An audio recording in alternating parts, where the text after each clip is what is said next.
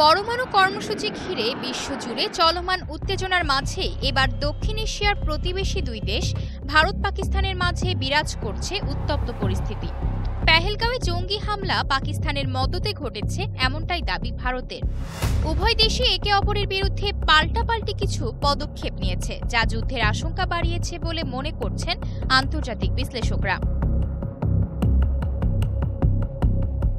এখন প্রশ্ন হচ্ছে, ভারত ও পাকিস্তানের মধ্যে যদি যুদ্ধ বাধে তবে সেটা একাধিক ফ্রন্টেই হতে পারে। এক্ষেত্রে বিশ্বের শক্তিধর পরাশক্তিগুলো কে কাকে সমর্থন করবে? শুরুতেই মার্কিন যুক্তরাষ্ট্র, যা বিশ্বের সবচেয়ে প্রভাবশালী দেশ হিসেবে বিবেচিত।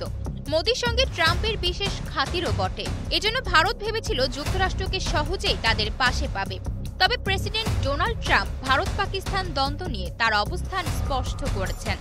ট্রাম্প বলেছেন, ভারত এবং পাকিস্তান নিজেরাই কোনো না কোনোভাবে এই সমস্যার সমাধান করবে। অর্থাৎ যুক্তরাষ্ট্রের গাজা কিংবা ইউক্রেনের মতো নয়াদিল্লি ইসলামাবাদ দ্বন্দ্বে মধ্যস্থতার কোনো আশঙ্কা নেই।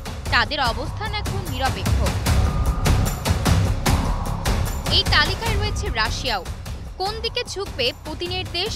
ভারত রাশিয়ার সম্পর্ক বহু দশকের পুরনো। প্রতিরক্ষা চুক্তি থেকে শুরু করে আন্তর্জাতিক কূটনীতিতেও রাশিয়া ভারতের পাশে থেকেছে। তবে রাশিয়া বর্তমানে ইউক্রেন যুদ্ধ নিয়ে চিন্তিত। এর মাঝেই নতুন সংঘাতে রাশিয়া নিজেকে জড়াবে কিনা সেই প্রশ্ন থেকেই যায়। এক্ষেত্রে পাকিস্তানের পাশে বড় কোনো শক্তির দেখা মেলা ভার। তবে চীন পাকিস্তান দুই দেশের লোহার মতো দৃঢ় বন্ধুত্ব তা কারোরই অজানা নয়।